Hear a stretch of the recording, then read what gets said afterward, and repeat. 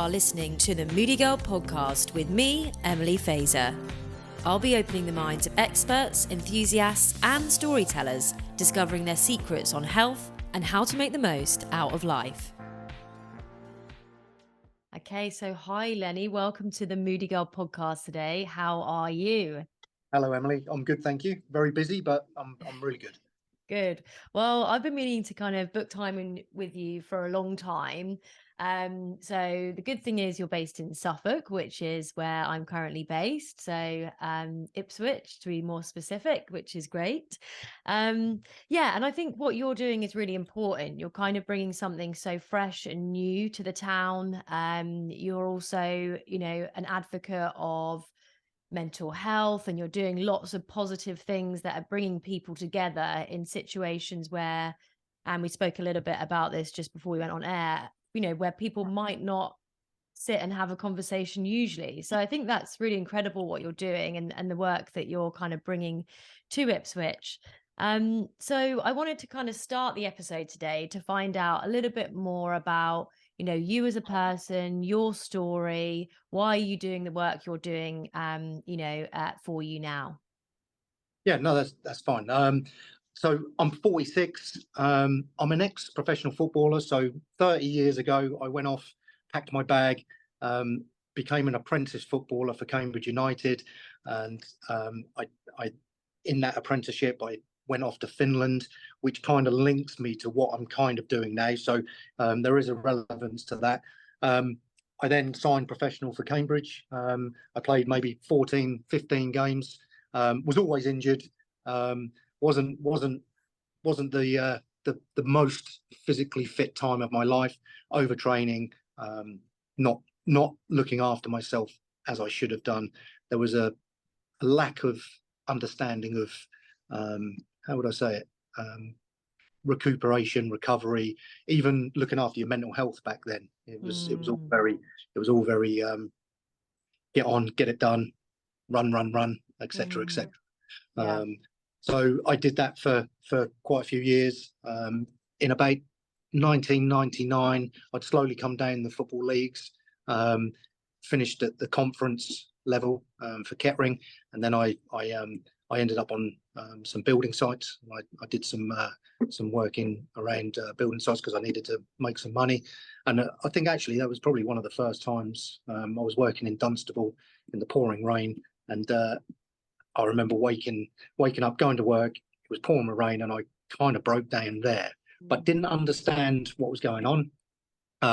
Shrugged it off, and it was probably down to the fact that I'd gone from being a footballer to suddenly knee deep in mud, having to do a manual job, and thinking everything would be all right and somebody's going to come and knock on the door soon and I'll be back at a club soon. But yeah, those knocks don't come. There's thousands of people trying to sustain a career in football or get a career in football. And then I ended up working for a local college, coaching kids, so 16 to 19-year-olds. And that was great. Did that for 10 years. Then again, ended up, I sort of was in these waves of career sort of paths, and I got to 10 years in that job and then lost that job for one reason or another. And I kind of was at a crossroads, and I completely retrained in safety. Ended up then going to work in Kent for quite a few years, then into the Middle East. Wow. For 2 years. And then I finished 3 years in Mozambique, working in Mozambique on a big oil and gas project over there. So I was in training there, which was great. I loved it. The people were amazing. The country was amazing. It was just very dangerous. I was already. It was during that time in Mozambique and the end of Oman where I knew slowly that my mental health was deteriorating a little bit. So I was looking for a way out of that job, which then leads me back to Finland in 93, 94. We did a lot of cold water recovery. So we do hot saunas and then jump in the lake. And I think they had one of the first sort of cryo chamber type things in Finland around them times. They've been around since the 80s, but it was the first time I'd sort of seen one. And I knew that it was something that could help me with my mental health, because I didn't have an ability to say to anyone at work, "Oh, I'm struggling a little bit." So I was seeking out things that I felt would help me recuperate and try and get me back ticking right in my head, let's say. And then in 2020, due to some militia trouble in Mozambique, the project got stopped, which was my key to then push forward on the project that I'd started to plan. And that's when I teamed up with my business partner Lee Catling, and we created For You Now wellness centre. And yeah, we've been going 16, 17 months now. And it's been really good. I mean, I think it's really lovely to hear about how diverse your background has been, because I think it's like a common misconception that people are like, they find that thing and they stay in that thing, or there's so much pressure to find that thing that you do for the rest of your life and you follow that path and everything's going to be sweet. And like, I feel like that narrative is kind of built at school. It's like, what do you want to be when you're older? And in your case, it was like a footballer. Great. You became a footballer, which is like, I don't know what the percentage of, the likelihood. Yeah, it's quite low. Yeah, I was going to it's say. lower now. It's lower now than it was then, I think. Exactly. So you actually did it. You did the thing that every child probably says now in primary school, like if, they're interested in football, that's what I want to be. So you did it.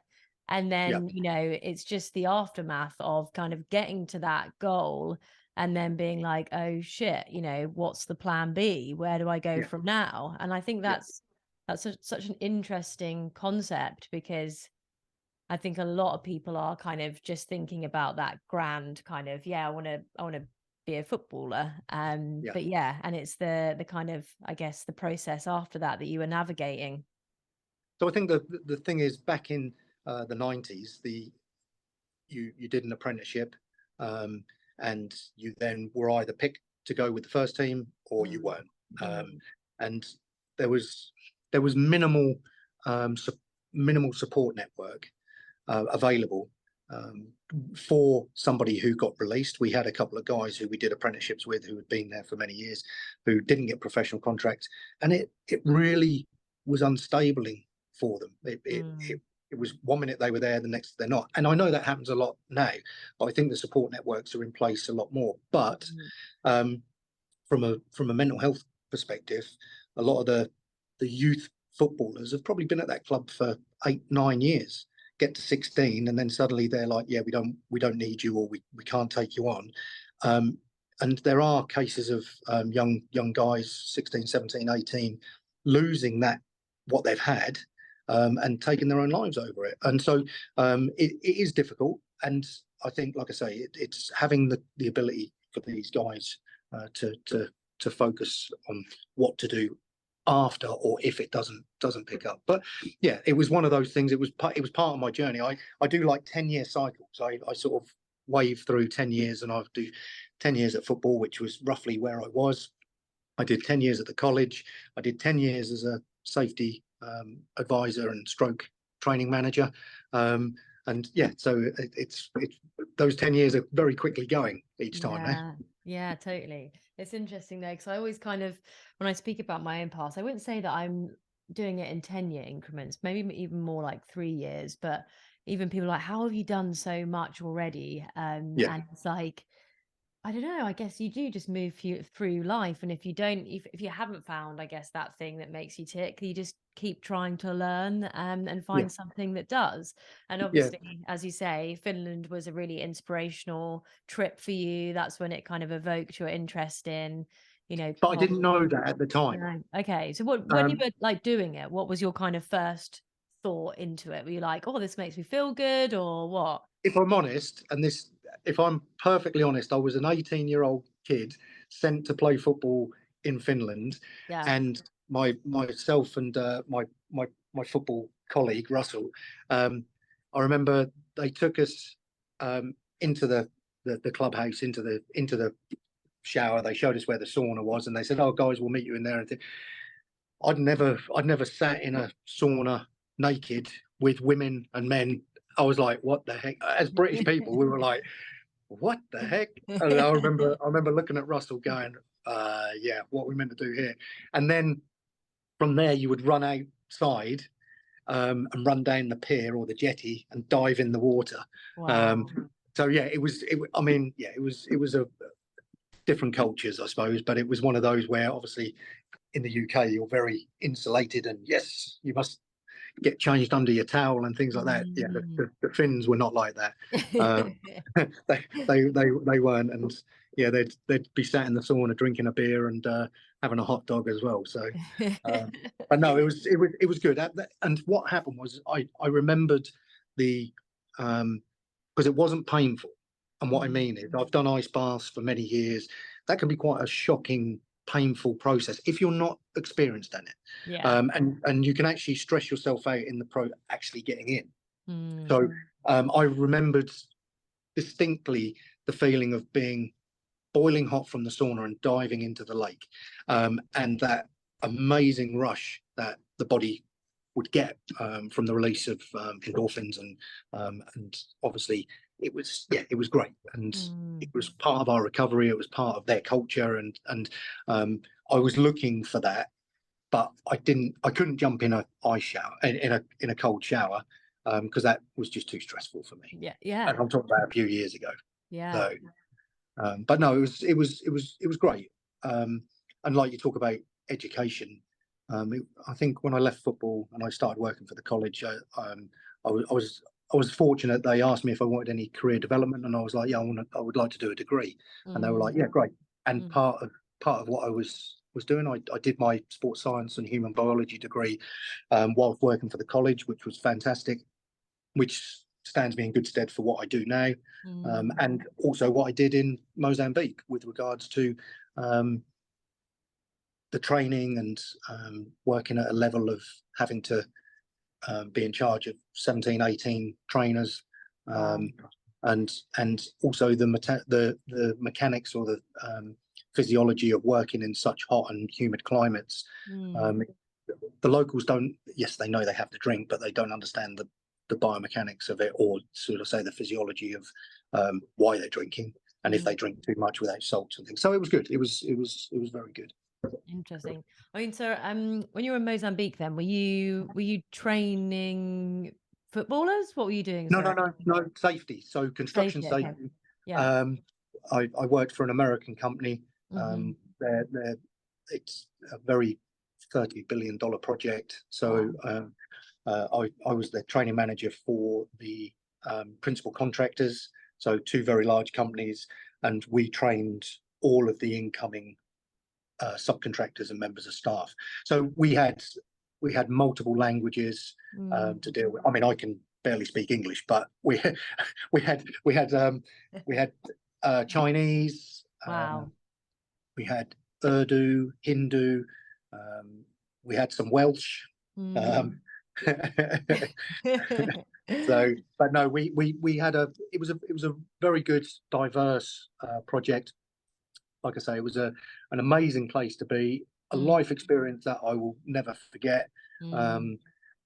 Grateful I had it, because at the time, I'd not been very well for a few years actually, but it was my escape, because it gave me focus. It gave me the ability to control everything that I did, down to where I stepped on the way to work in the mornings. So it was one of those things. Although I didn't show it too much, yeah, I was in a pretty bad place, but loved being there.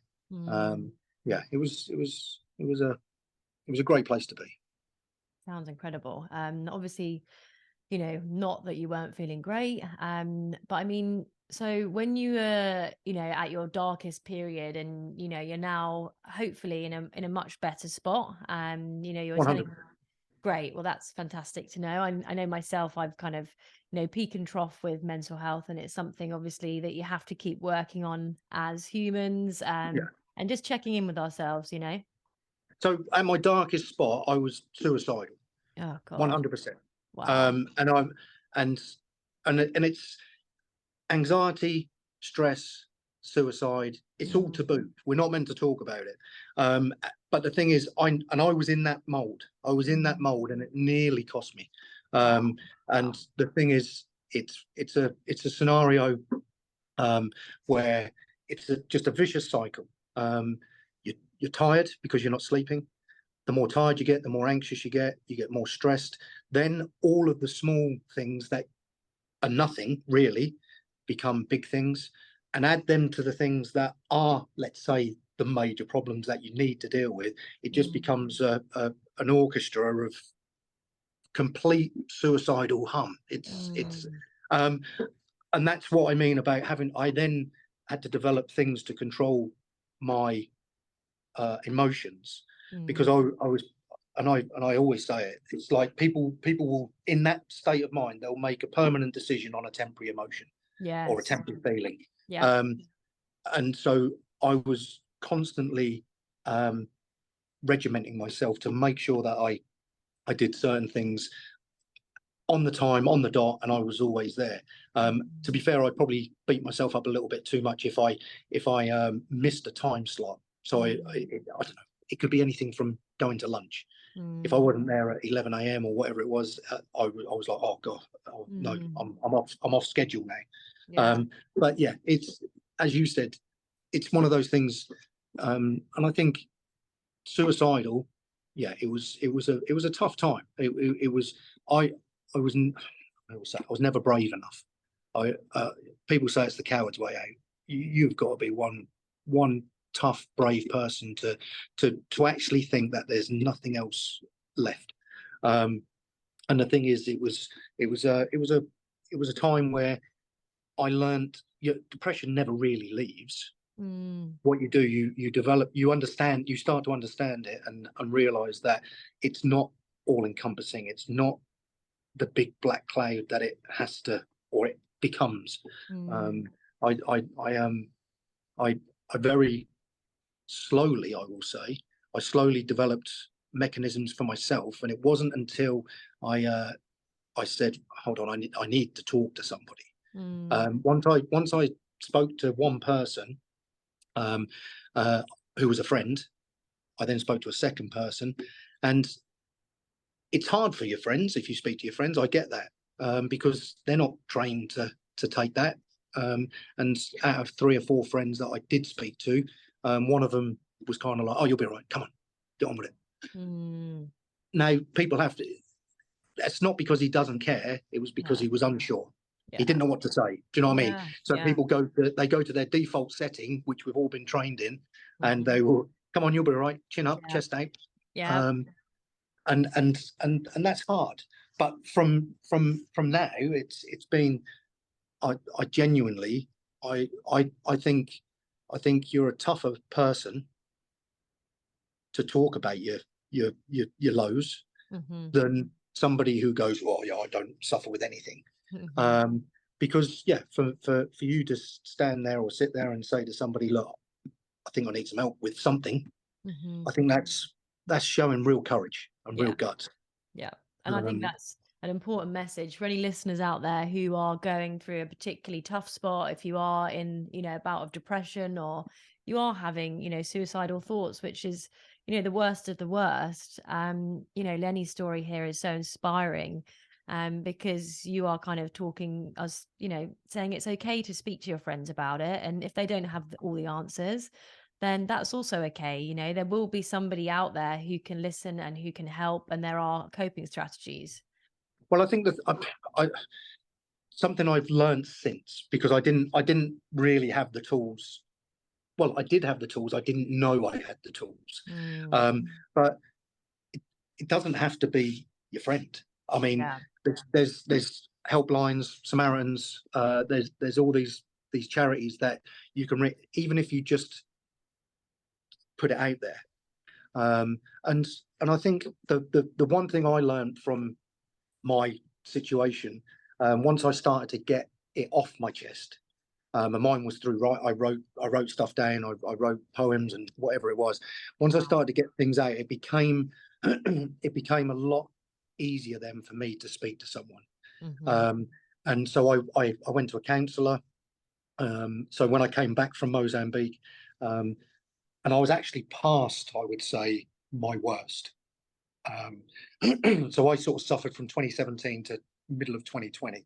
Wow. So that was a daily fight with myself. And there'll be people listening, and there'll be people listening who know people who are probably struggling. It is a daily fight. It's one of those where you just feel drained. I always saw depression, anxiety, and suicide as a gang. They were a crew trying to get me. I know. Do you know what I mean? They were imposing themselves on me, and I was doing my best every day to fight them off. And you have amazing days where it's fine, and then you'll have days where there'll be a little trigger. But really, those triggers, they're nothing. They aren't anything. But because you feel low in yourself anyway, it will become massive. So you're like, oh God, I can't do anything. So writing for me was great. Then I got the ability to talk to people, and the best, what I found and what I always had known, one of the best and free drugs is getting some exercise, just getting out in the sunlight or in the cold, whether you're walking, jogging, cycling. It is amazing. It's one of those free drugs that will help pick your mood up, whether you do a mile, 2 miles, or 3 miles. And would you say, like, you started, so when you were going through your, I guess from 2017 to mid 2020, did you have, a religious exercise plan that you stuck to, or was it you just didn't really at that point? And then when you started feeling a little bit better, then were you incorporating that in daily? So part of where we were in Mozambique, we had how I started to control because I felt I'd lost control in my life. I started by controlling my diet. Yeah. So I hand on my heart, probably from it would have been the beginning of 2018 when I was still in Oman to the end of 2020. Apart from beer, I probably didn't eat much bread, any carbohydrates. So there was a period where I ate no carbs. I literally, because I'd ballooned in weight, I was unhappy about that. And because I could control what I ate, now I didn't starve myself because I would eat everything, but it was fish, it was meat, it was no carbohydrate. So I started to do that. Then I started, because of where we were, and we had a few, I'll say, militia attacks in and around where we were working. I started to think, oh wow, if I need to run, I need to be able to run. So I started to train in the evenings, and I found very quickly that my old calves were not working. I'd run 50 meters and my calf would pop, and I just kept thinking, well, I'm going to be shot first.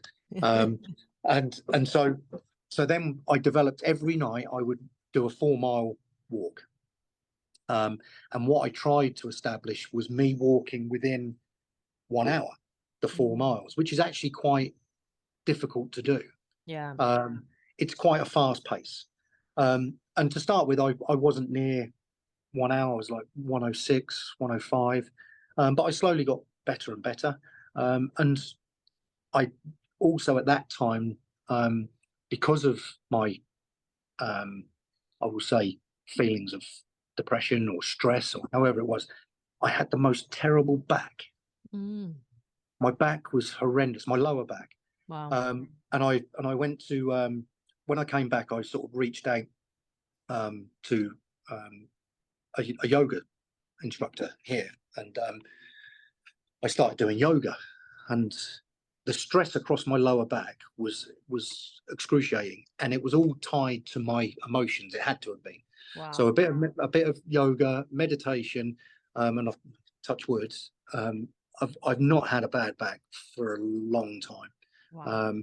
Because I've been able to release those emotions, and I believe quite a lot that your body will store emotions within the muscles. Yes, I Um, 100% agree with that as well.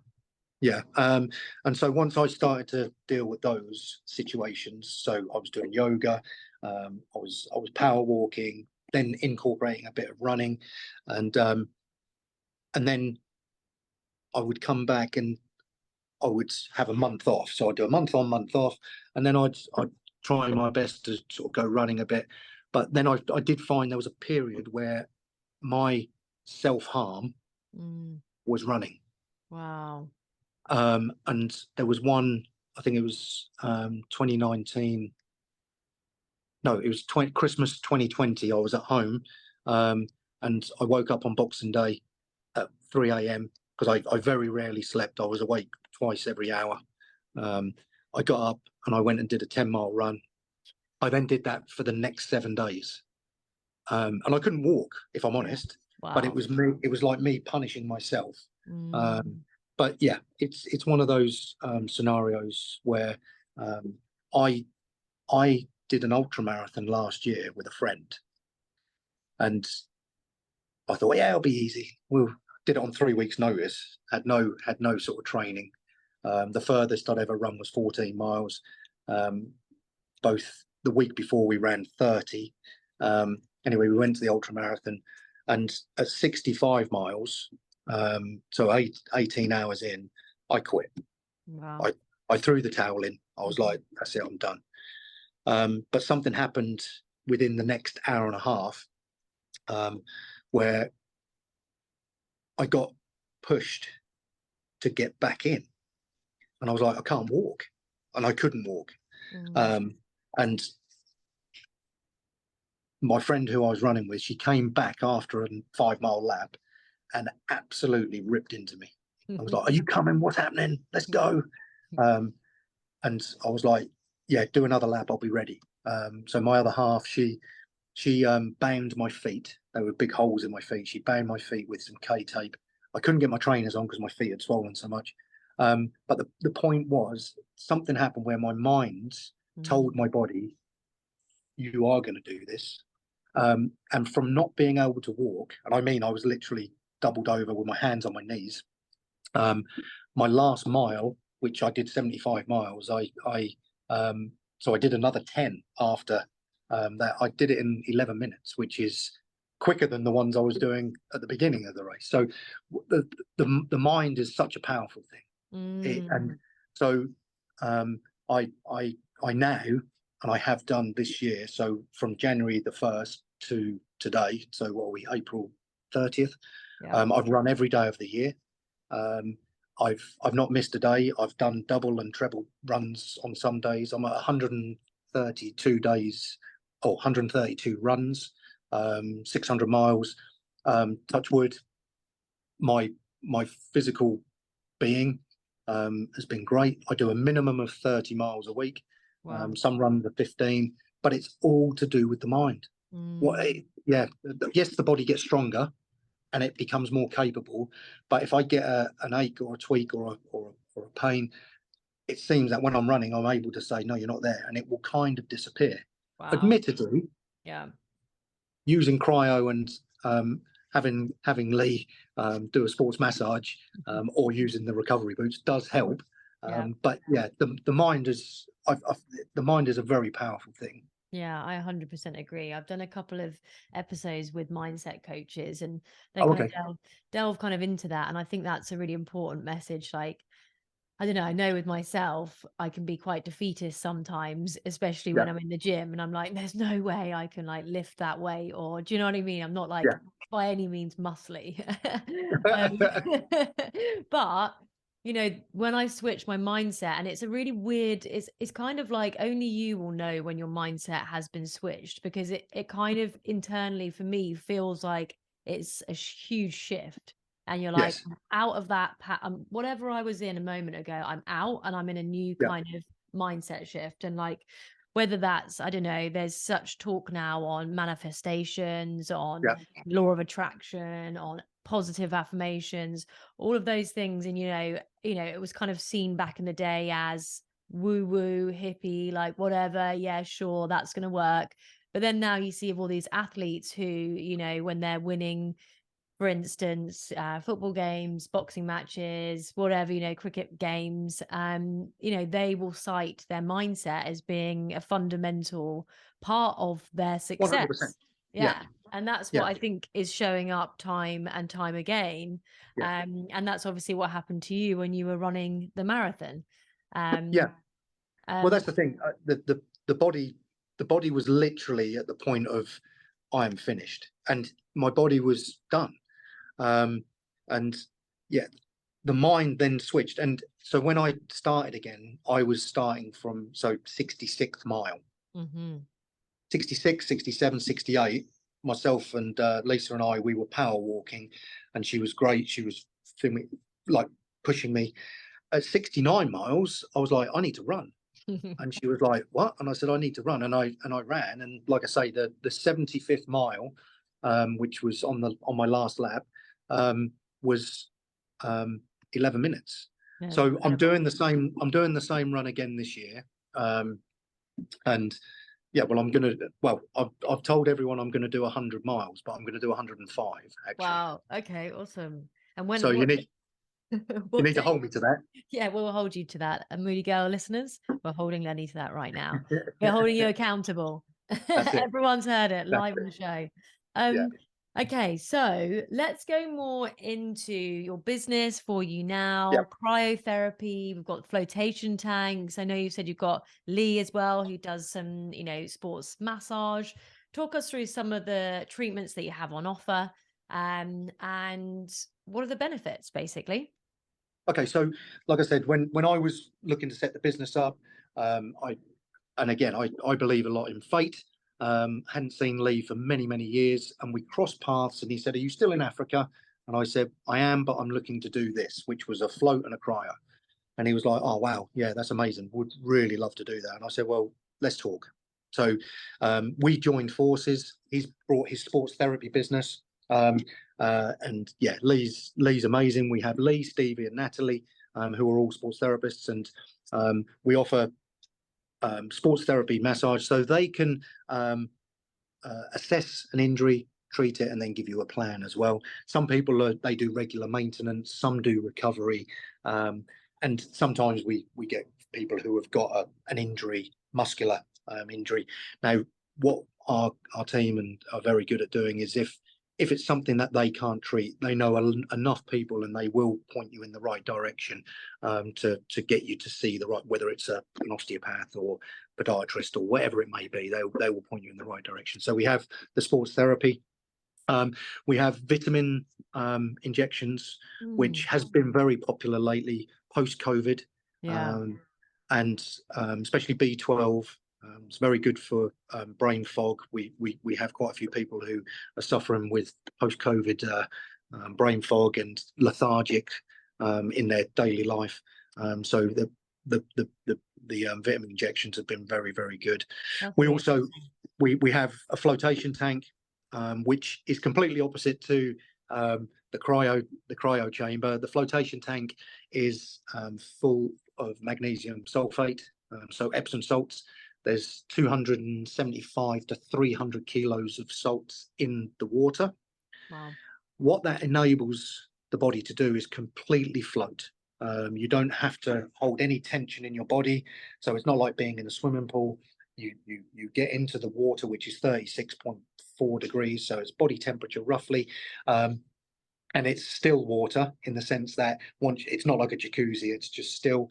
You lay in there, you find your comfortable position, which it could be your hands on your chest, it could be them floating in the water. Some people do it with them behind their head, and the salts will hold you, and you have to trust the water. And once you can let go, and there's a bit of a yoga term there, once you can let go, the body goes into a state of relaxation. And because you're deprived within that chamber, as much as you want, but we deprive your sound by some good earplugs and your visual stimulation. So we remove all of the stimuli. So you go into the dark. People can go off into some pretty amazing places. Some people feel they're in outer space. Some are floating in the middle of the ocean. But because of that massive reduction in stimuli, you end up you end up in a relaxation state where if you meditate or fall asleep, the equivalent time, so 30 to 45 minutes, can be equivalent to 3 hours, 4 hours sleep. Whoa. That is so Um, cool. So yeah. cool. So how Um, long is the treatment then? Is it usually like 30 minutes to 40 so we minutes? do a 30-minute session, Yeah. and a 60-minute session.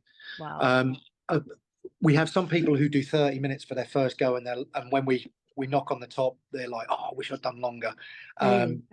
And sometimes you'll knock on the top and you'll wait, because we don't just lift the lid. We let the client do that, but we'll knock on the top, because some people go into such a deep sleep. When the music comes on near the end, they don't wake up, so we have to knock on the top.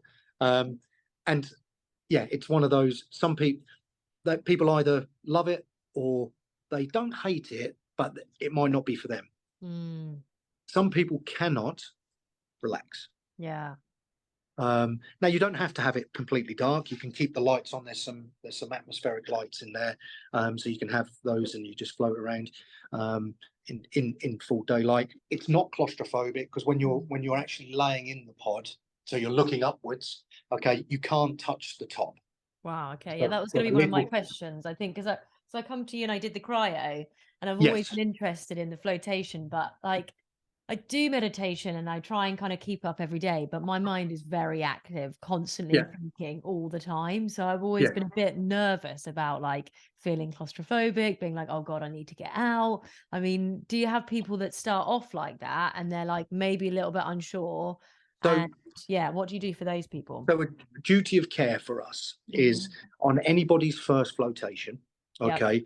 Once the person is got themselves ready and prepped and got their swimming costume or swimming trunks on, and they've had their shower, they knock on the door. One of the therapists will go in. Now, we don't physically put anybody into the pod, but Hmm. what we make sure is that once they're in, that they're comfortable, and because you wear a head float. Some people do, some people don't, but on their first one, we always put the head float in. Um, we then just make sure that we pull the lid down and make sure that they're comfortable with the lid down and the lights on. Because what we don't want people to do is put themselves in, put the lid down, and have a bit of a panic attack. So we make Yeah. sure they know. We make sure they know where the light switches are. We do have a call button so that they press the button if they need us, Hmm. and we show them obviously where the handle is, and they just have to push it with one finger. You push it with one finger, the lid will come up.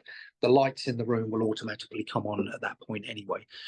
We've had a handful of people who have pressed the button, not because they've panicked. It's normally because they've rubbed the salt water in their eye, because it's so strong. It's so strong with the salts that it's very sticky. Very sticky. It's very itchy, Yeah.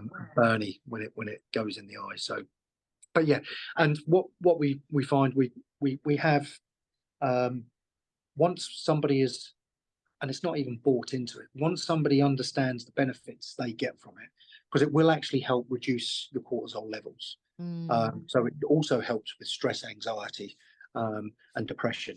And there are numerous papers on that. Absolutely, papers galore on that. Once people realise, actually, yeah, that's really chilled me out. They will do it once every 6 weeks, once every 4 weeks, whatever it may be. I don't think it's a treatment that people do every day.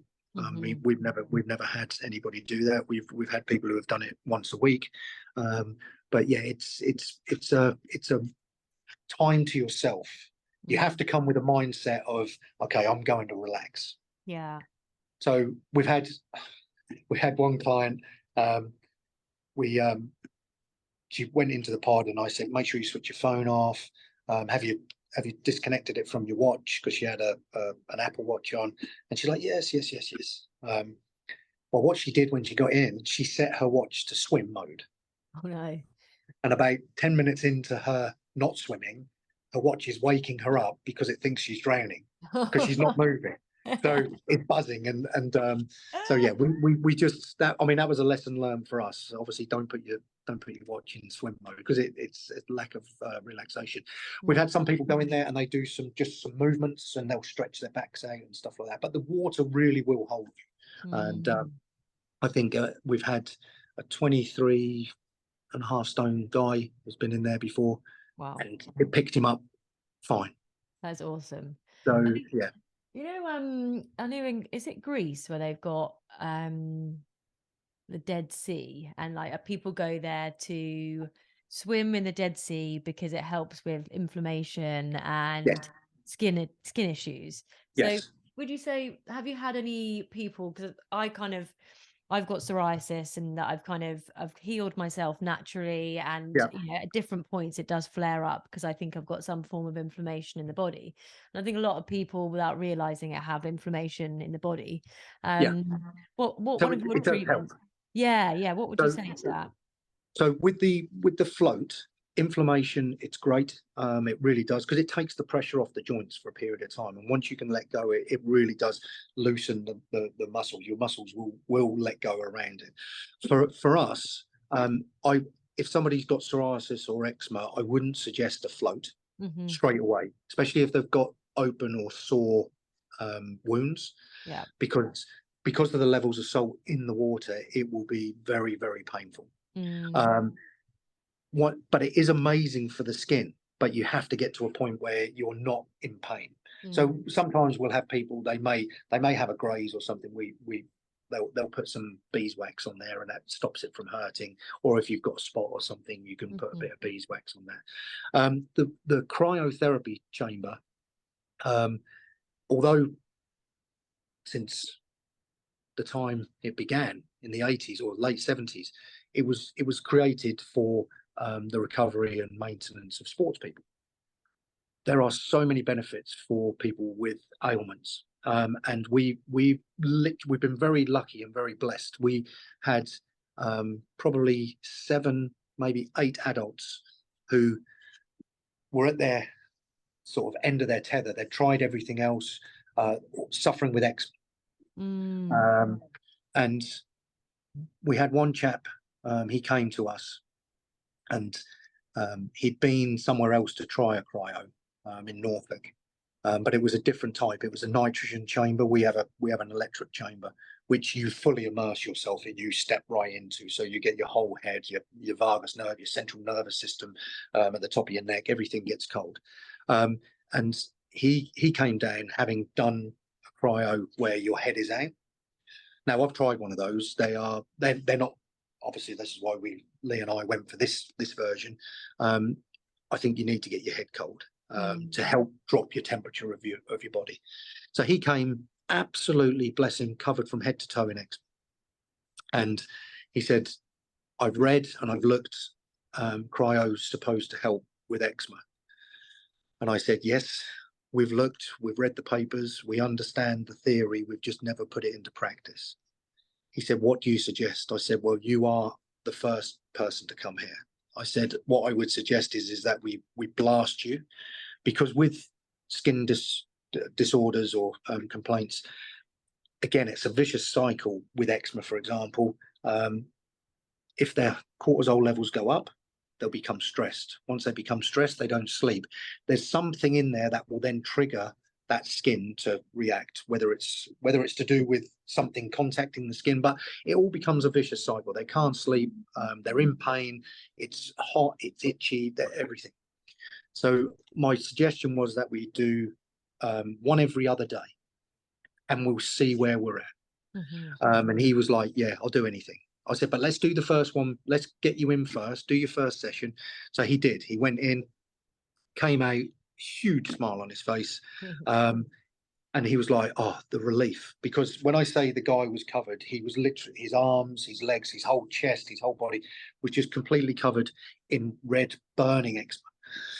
He was like, "Yeah, okay, I'm in. Let's do it."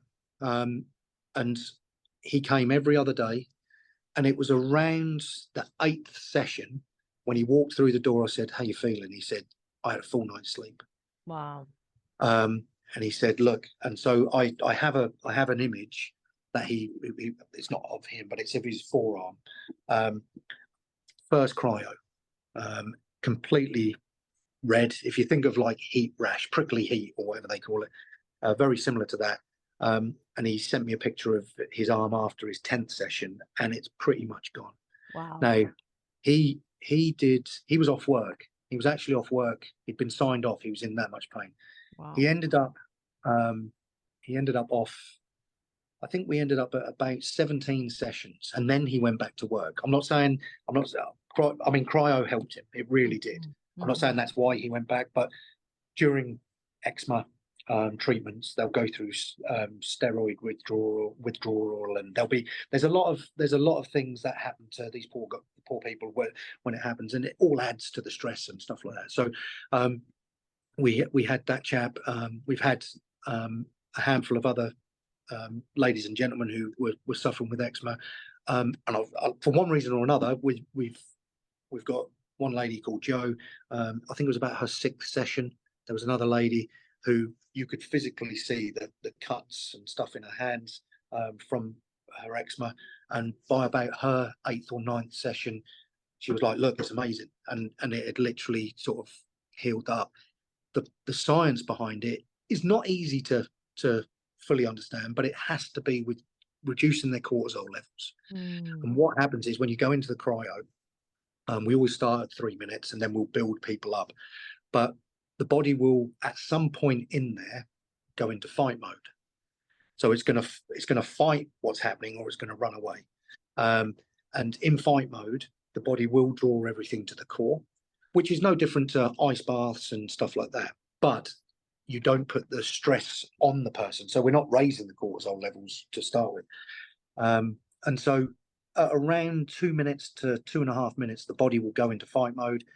From going into fight mode, it is immediately drawing the blood to the core. It's then producing new red and white blood cells, which I personally think, if we were to be able to look into it a bit further, would help with the healing of the skin. So the new red and white blood cells, more oxygenation around the body, and obviously the white blood cells for healing, fighting infection.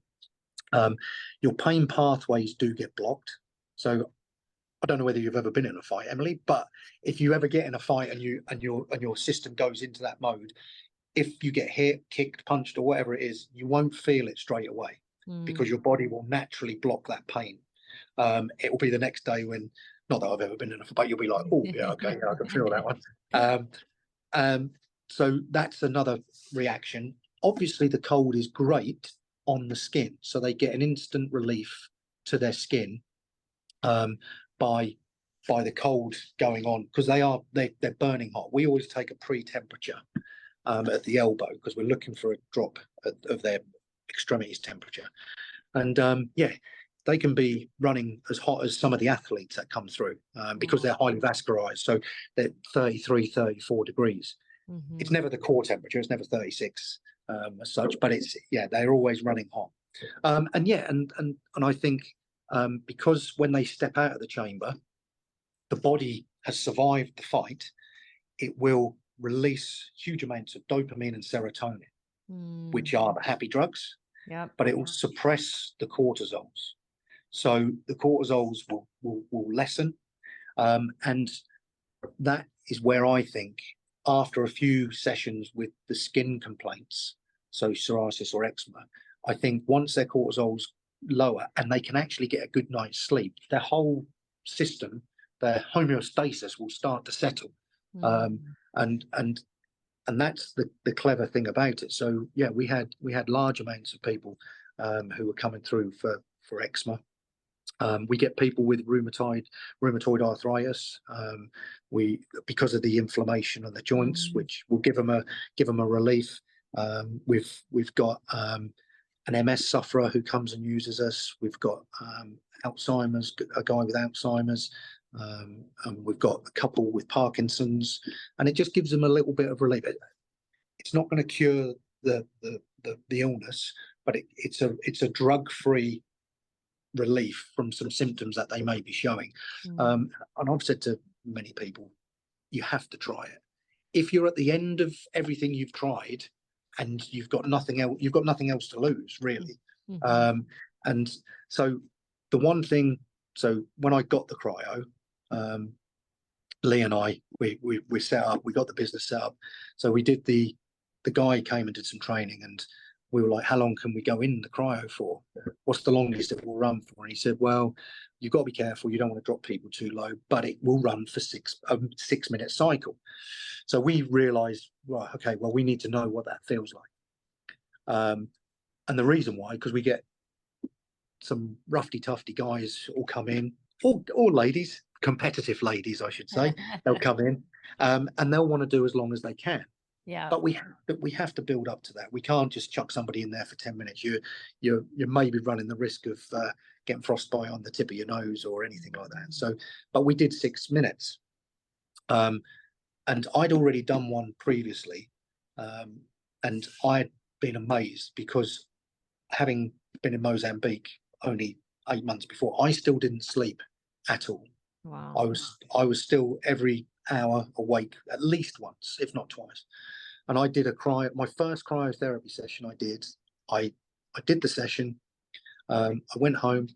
I fell asleep on my side, and I literally woke up at 7 a.m. still in the same position. It completely knocked me out because it suppressed my cortisols, and that's one of the things. It has that ability to do it. But I went in for 6 minutes, and I wasn't very well for a couple of days because I got in there, and at 4.5 minutes I wanted to get out, and because I was like, I need to get out, but I stayed in. My stress levels, my cortisol levels went up. So it's a fine line. We manage it. We do 3 minutes first to see how people react, and then we'll slowly increment them up, or we'll keep them at 3 minutes, and do it there. But yeah, it's been really good. It sounds incredible. And I mean, since you've opened it, what's your kind of future ideas for the business? I know, tell us a little bit more about what you were doing this morning as well, because we spoke about that off air, because I thought that was really important. Yeah, well, I think one of the things is the benefits to your physical health with the cryo, the float, the massage is amazing, but also your mental health as well. Cryo is a free hit. It's a free hit of drugs without, or chemicals, should I say, without actually taking a drug. I realised quite quickly we have many people come through the door, and people are searching things like cryo out for anxiety, stress, and depression, well-being, feeling good, but they won't say that. And it's not till they've done it and they've got out that you realise, well, actually, yeah, okay, how do you feel? Yeah, well, I felt terrible before I came in, and now I feel good. Okay, yeah, what anything you want to talk about? Well, yeah, okay, and it could be a trauma, they've lost a parent, a family member, or whatever, and then all of a sudden they'll start talking. So, and those are the people I realised that's where I was, not having the ability to sort of suddenly go, okay, yeah. So we do a chill with your bros, which is the first one. We did the first one today, it was amazing, and it's literally a coffee with some guys. They turn up, and myself, and it's a coffee in build up to have a cryo. Which I haven't sold it under a mental health banner, but the guys who came were great. The conversation flowed where it went. We let it just flow. We introduced ourselves. We all started talking, and it went from football to money to wives and girlfriends to back to football, and then it went to a bit of anxiety, and it was a really positive conversation between 5 guys who would never speak to each other. They'd never be in a situation to speak to each other, and there was conversations regarding depression. And one guy who was there very, very openly said, I've come today. He said, I've never suffered with any mental health. He said, but I'm so pleased I have come. He said, because I realised, and he's a similar age to myself. Actually, I'd say he's older than me. But he said, I was raised similar, that everything should be boxed. He said, but I understand now the damage that it can cause when people don't talk and they bottle those things up. And yeah, and we had a great session, and they had a bit of lemon drizzle cake and a cup of coffee, and then we did a cryo one at a time, and the group sat downstairs having a sort of chat about the weather and everything like that. But it was really great to see these guys who didn't know each other, and like I say, they were sort of everyone was feeling themselves as sort of out. They were like, okay, we'll see about. And and this is the truth, the first 10 minutes, everyone sat there like this. I'm a closed book. And then everybody relaxed and yeah, it was really good. So we're looking to do another one on the 14th of May, which I think will be quite positive. It's, like I say, it's come chill with your bros. Yeah, I think it's fantastic. And I think something I've been kind of reading more on and thinking more about quite a lot is lack of connection that we have as human beings now. So Yeah, as you say, those 5 individuals were, at any other situation, they probably wouldn't have had, spoken one word to each other. But right. in that, that space where you gave them the opportunity, you gave them the place for them to do it, they were able to, touch into maybe a little bit of mental health, and then also talk about things that are going on in their lives and do it in Yeah, like a safe space, which I think is something that's really rare, yeah, and something that's really important because, as the statistics for male suicide, and they are high, and yeah, um massive. and not being able to find people to speak to and have that space. So I think what you're doing is incredible work and super important. So thank you from me for doing that. I think it's fantastic. No, well, both Lee and I we're in a very fortunate position where we've got a little safe space here. It Mm. is very chilled here. It's very quiet. Like I say, it's these guys. I sold it on come and have a bit of coffee and cake and have a cryo. Yeah. Um, and and and it was one of those situations that the one of the commonality that we all had to start with was this place. All of them have been here or come here for cryo, float, or massage, or whatever it may be.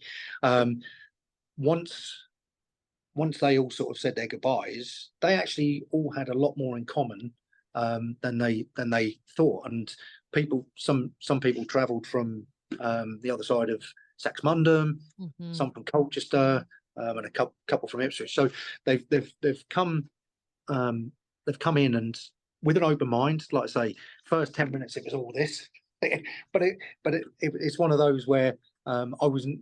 It's not about me sitting there and going, I'm Lenny Pack and I'm suicidal, or do you know what I mean? Yeah, It's not yeah. about that. It's about giving guys just a chance to have a chat with some other guys and see Mm. how it is.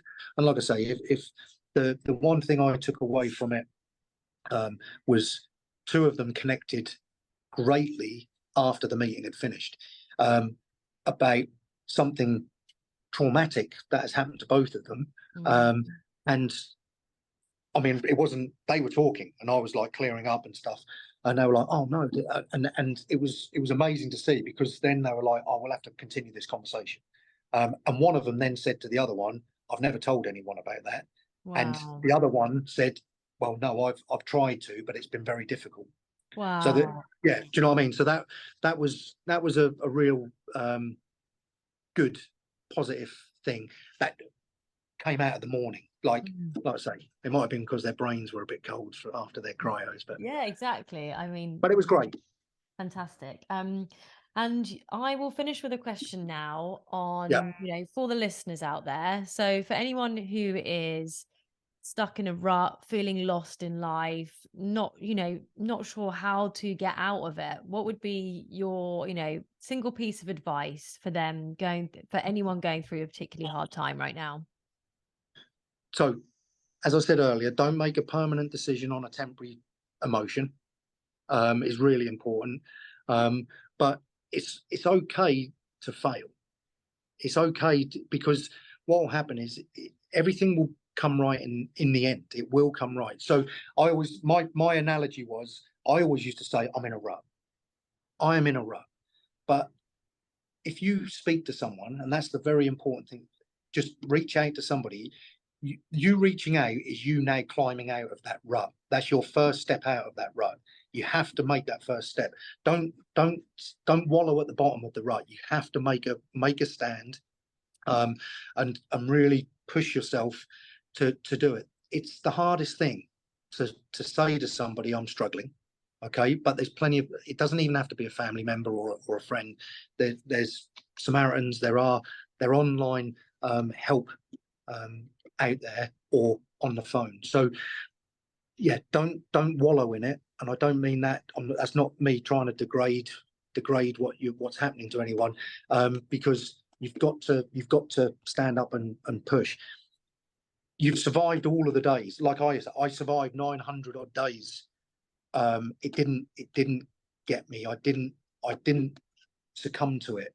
That overwhelming power that it puts on you, and it's suppressing. It really is. But reaching out is the first step. And to get to that first step, you might have to take a step out of the door and go for a walk, or go get some clarity. And very quickly, I did it once, and it was once only. I made a list of the things that I thought were weighing me down, and I came out with like 10. But then when I looked at that list, I couldn't affect half of them, because it was to do with what people thought, or it was to do you know what I mean? So I eliminated those. And when I got down to it, there was like one thing. And it was one thing that, with a little bit of persistence and a little bit of self-belief, which is difficult at times, but saying, right, actually, I can do this, I was able to clear that. And that's the thing. It's all of those things that you are worrying about or stressing about, they can be cleared. They really can. They're irrelevant. If they're what people think, or time or places, you can't affect those things. They're done. If it's in the past, it's in the past. You can't. You have to live in the present. You have to live for today. And if it's something that happened last year, the year before, that there's nothing you can do about it. You have to, maybe you have to deal with the situation, but you can't change that situation. And that was something I felt. I spoke about some situations, and I got them out. Once I got them out, done, gone. And I think that's an important thing. So that's fantastic. That's an amazing piece of advice. I mean, I can even take so much from your advice there. And I think, I've battled a lot with self-belief. Even starting this podcast was like a huge kind of battle with my own confidence. yeah, And also, yeah, caring about what other people think. I think that's probably weighing heavy, and a lot on I know myself and a lot of people who are also, living life the best they can. So I think yeah. that is incredible advice. I really appreciate you being on the Moody Girl podcast today. And it's That's been been amazing. fantastic. I hope it's been okay. It's been more than okay, Lenny. Seriously, absolutely amazing to hear your story. It's refreshing to hear how honest you speak about, quite serious topics, and, the way that you found, you found a light at the end of the tunnel. And I think that's a There's really, always light. There's always yeah. hope. And that's the thing. What happens is, you may think there's not, but there always is hope. There's always something there. And as you said about, I'm a great believer in manifestation, handing things over, give it to someone else, or not someone else, but get it out of you. Whether you tell the universe or write it down or whatever it is, if you need to, you've got to let that out of you, because the more you store it, the more it's going to compound and affect you. And that's a really important thing that I've learned. Like I say, people are probably sick of me now, because I will openly talk to them about where I've been, what's happened and things, because I know people who have took their lives. It's the most heartbreaking situation to be in, as a family member or a friend, or someone who knows that person, but also for that person.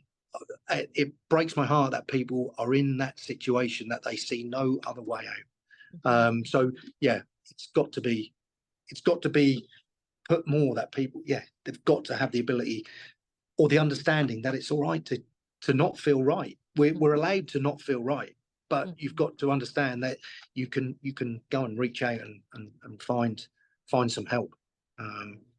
And And I get it now and again. I'll get a message from somebody I don't know or whatever saying, "Oh, I hear you did this or you wrote a book," and I'll always, my first advice to them is you need to go and speak to someone. And whether it, I mean, I'm no counsellor, I'm no expert. I'm somebody who went through it and, like I say, have dealt with it in my way. But part of that was going and speaking to a counsellor, a professional, and getting the advice. Well, to be fair, they didn't even give me advice; they just listened. So yeah. And also, you touched on it just there. What's the name of your book? How can we buy it? Oh, well, it's yeah. I mean, it's a hard read, and like I say, it's called "I'm Screaming for Help, but Only to Me." Wow. Okay. Cool. And it's a very tough read. It's a poem, and yeah, I mean, it's one of those situations. I was in a very, very dark place when I was writing that, but the some of the topics in there were what I needed to get out. And it flows backwards and forwards between, and there's points where you can, I wrote it over like 6 months, but there's points where you can actually see that I'm at the top of the rut, and then you'll see where I'm back in the bottom of the rut. So it was a constant up and down. But I have a second one which is hopefully coming out soon, which is more on advice, although it's a poem, but it's more on the advice of getting help. That first one's more on me in hell. And then the second one, which came at the same time as the first one, was when I actually my mind switched. And so it talks about you need to speak to people, you need to reach out, get the help, and ask for help. If it's not a weak thing to ask for help if you are struggling. So it's and it's that old adage, when people will always say at somebody's funeral, "Oh, he should have asked me," or "could have asked me," "she could have," but if we don't feel that ability to do that, it's wasted words. Do you know what I mean? So yeah, it's an important thing. I was going to say, do you want to see how cold it is in the cryo? Yes, let's have a look. Let's have a look. All right, and then we'll end on that. But yeah, so it's -87. Okay, we do 3 minutes. I will go in with no gloves, but we'll see. So here we go. Oh my god. Yeah, so it's nice. So you do 3 minutes in here, okay, and you dance. We've got some music on, so you can either meditate, or you can dance and jive around. We have a lot of people come in, and they'll dance to Waka Waka, and never can get out because it's absolutely freezing. So, but you see the cold come through here, like so. Oh, Jesus. So, but yeah, we're here. Awesome. Like I say, it's something with all of our treatments. If you tried everything else, and you've got nothing else to lose, it's worth trying. Brilliant. Okay. Well, thank you so much for your time today. Thanks for having me on, Emily. It's been great. I was a little bit nervous. You don't need to be nervous. You've been absolutely amazing. Honestly, you're an absolute natural. Seriously. Oh, thank you very much. I can talk the hind legs off a donkey. So thank you, listeners. I hope you enjoyed this episode with Lenny, and I'll make sure that I include all of the Instagram handles and websites in the show notes. So yeah, thank you so much, and have a lovely bank holiday weekend. See you later. Bye. Thank you.